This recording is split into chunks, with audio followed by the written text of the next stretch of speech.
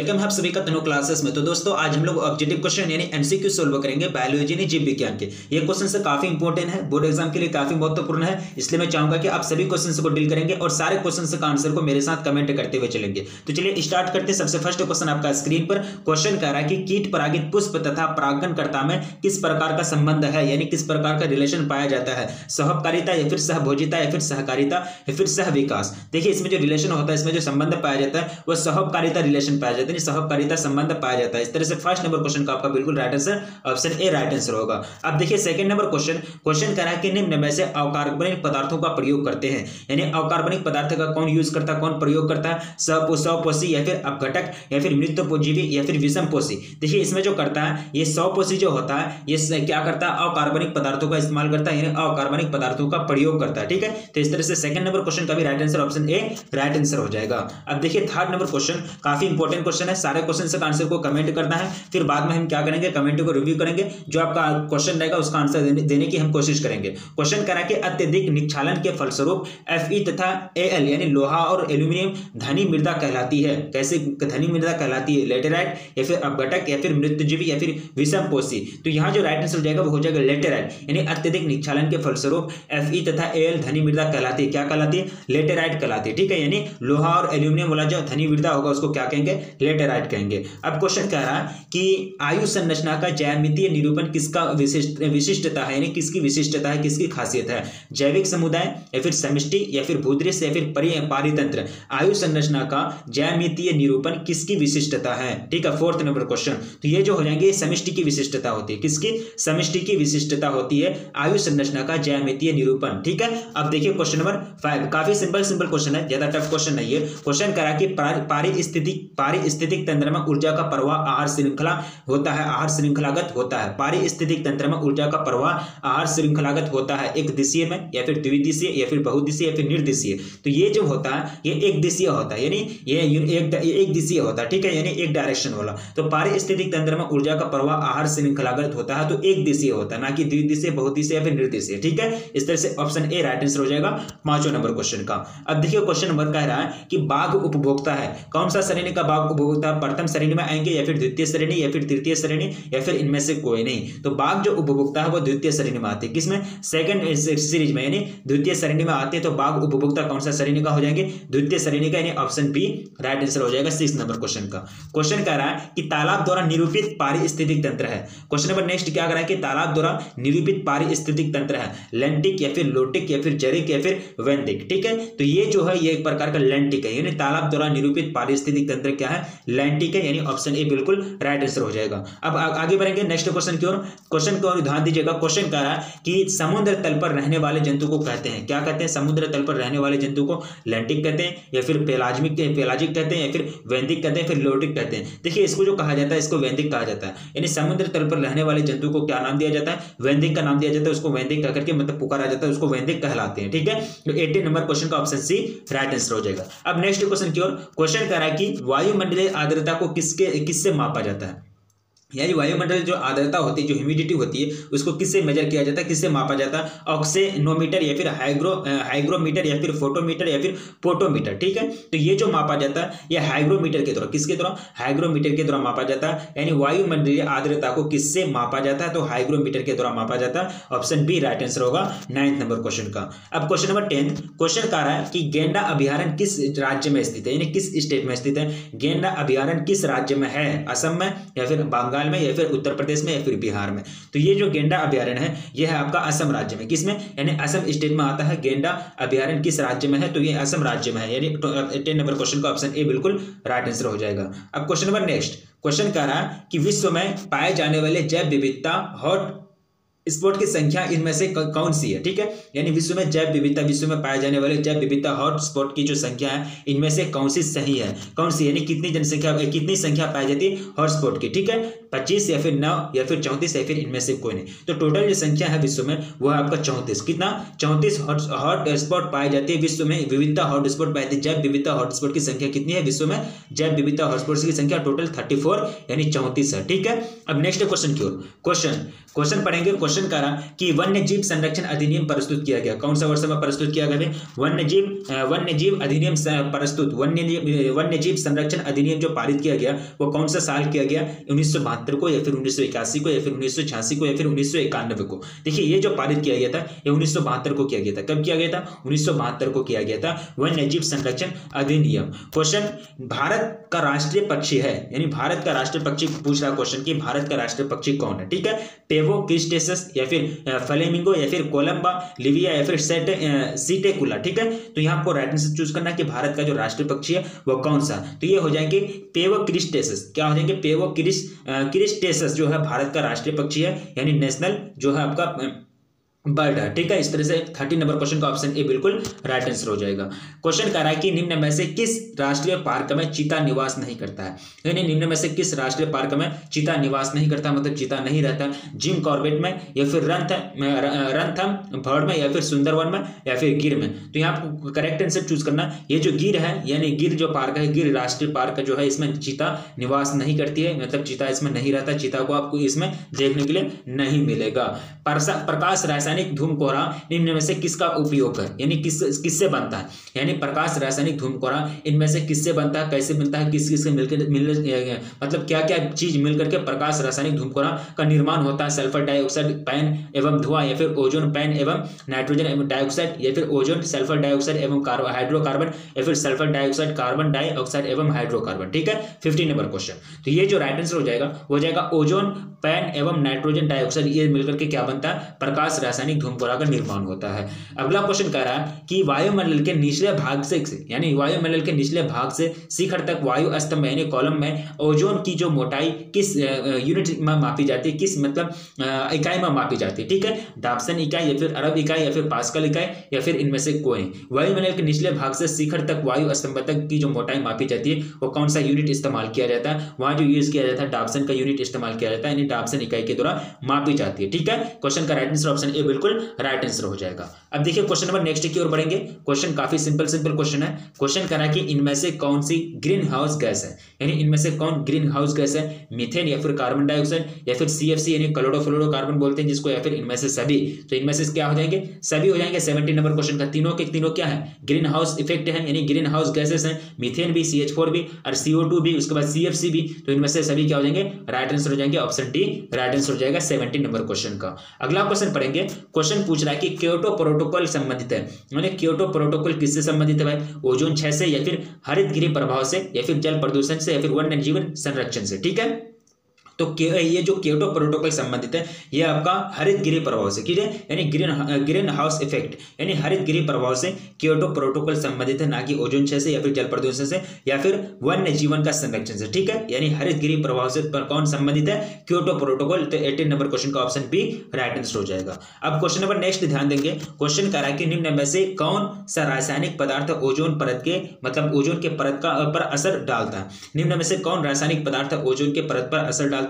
CFC यानी chlorofluorocarbon जिसको बोलते हैं, या फिर क्लोरीन या फिर हेक्सा क्लोरोफ्लोरोकार्बन या फिर मोलेक्यूलर कार्बन। ठीक है, तो 19 नंबर क्वेश्चन आपको करेक्ट आंसर चूज करना है। देखिए ये जो है CFC, जिसको क्या कहते हैं शॉर्ट में CFC कहते हैं, क्लोरोफ्लोरोकार्बन जो है एक ऐसा पदार्थ है जो क्या करता है कि ये एक ऐसा रासायनिक पदार्थ है जो ओजोन के परत पर असर डालता है। क्या करता है? ओजोन के परत पर असर डालता है, उसका लेयर को मतलब एक करते हैं डैमेज पहुंचाता है, और लेयर को डैमेज पहुंचाएगा तो मतलब जो अल्ट्रावायलेट जो रेडिएशन होगा वो डायरेक्ट पृथ्वी पर आ जाएगा। ठीक है, फिर डायरेक्ट पृथ्वी पर आएगा तो आदमी का जो कैंसर है, यानी एक तरह से वहाँ जो है चर्म कैंसर यानी जो चमड़ा में कैंसर होगा वो स्किन कैंसर बढ़ने का खतरा बढ़ जाएगा। तो इसका राइट आंसर क्या हो गया? ऑप्शन ए राइट आंसर होगा। अब देखिए 20 नंबर क्वेश्चन। जब नर और मादा गैमेट में युग्मन होता है तब क्या कहलाता है? जब नर और मादा गैमेट में युग्मन होता है तब क्या कहलाता है? अलैंगिक जनन या फिर लैंगिक जनन या फिर वर्धिकायिक या फिर मुकुलन? तो इसको जो कहलाते हैं क्या कहलाते हैं? लैंगिक जनन कहलाता है। क्या कहलाता है? लैंगिक जनन कहलाता है। जब नर और मादा गैमेट में युग्मन होता है तो क्या कहलाता है? लैंगिक जनन यानी सेक्सुअल रिप्रोडक्शन कहलाता है। 21 नंबर क्वेश्चन। मध चक्र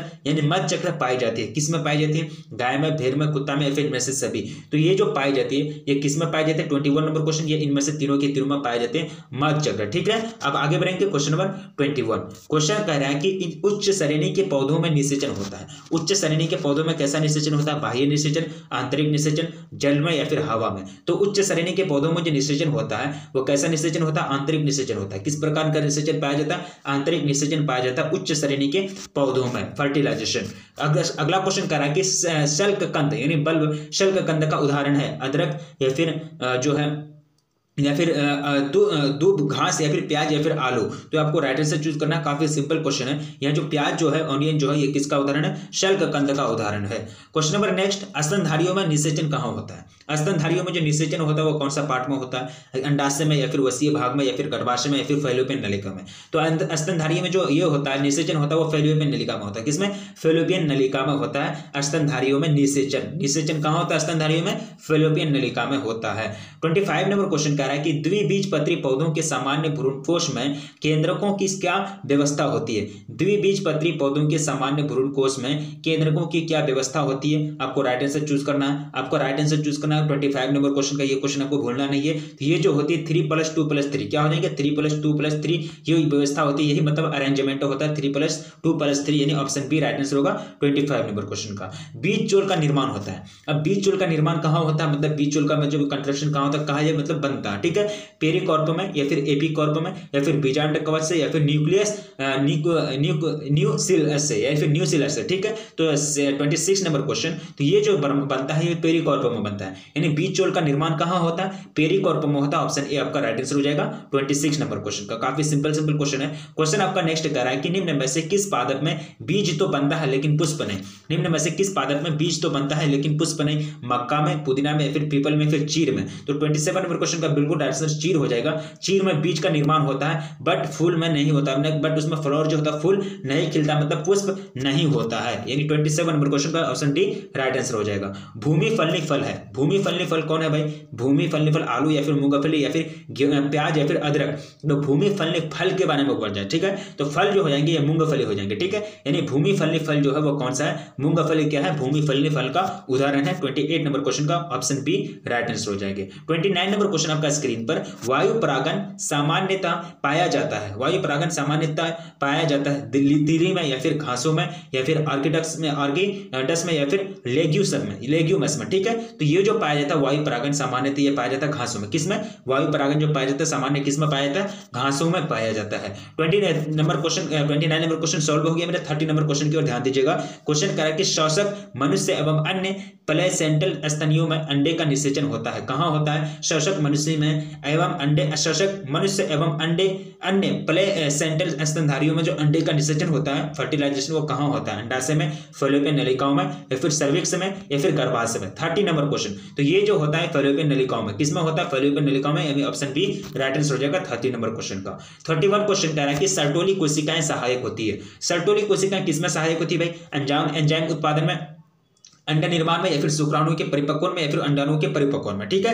तो ये जो सहायक होती है ये होती है शुक्राणु के परिपक्वन में। किसमें? यानी सर्टोली कोशिकाएं सहायक होती है शुक्राणु के परिपक्वन में सहायक होती है। 31 नंबर क्वेश्चन का ऑप्शन सी राइट आंसर हो जाएगा। अब देखिए 32 नंबर क्वेश्चन दिख रहा होगा। क्वेश्चन कह रहा है कि अंडाणु के भेदने से पूर्व शुक्राणु का परिपक्वन क्या कहलाता है? अंडाणु के भेदने से पूर्व शुक्राणु का जो परिपक्वन होगा उसको क्या कहलाता है? उसको कहते हैं कैपेसिटेशन। क्या कहते हैं? कैपेसिटेशन। क्या कहते हैं उसको? कैपेसिटेशन। यानी ऑप्शन ए बिल्कुल राइट आंसर हो जाएगा 32 नंबर क्वेश्चन का। अब क्वेश्चन नंबर नेक्स्ट 33, फैलोपियन नलिका का अंडाशय से निकटस्थ भाग होता है। यानी फैलोपियन नलिका का अंडाशय से निकटस्थ भाग होता है सकान पथ या फिर वायु कोष्ठिका या फिर गर्भाशय, ग्रीवा या फिर तुम्बिका, ठीक है? तो यहाँ जो राइट आंसर हो जाएगा वो हो जाएगा वायु कोष्ठिका। ऑप्शन बी राइट आंसर हो जाएंगे। क्वेश्चन नेक्स्ट कह रहा है कि मलेरिया रोग फैलता है। किससे फैलता है? नर क्यूलेक्स मच्छर से या फिर नर एनोफिलिस मच्छर से या फिर मादा एनोफिलिस मच्छर से या फिर मादा एडिस मच्छर से। तो यहाँ जो मलेरिया फैलता है वो किससे? मादा एनोफिलिस मच्छर से। यानी मादा एनोफिलिस मच्छर से कौन सा रोग फैलता है? मलेरिया रोग फैलता है। इस तरह से 34 नंबर क्वेश्चन का ऑप्शन सी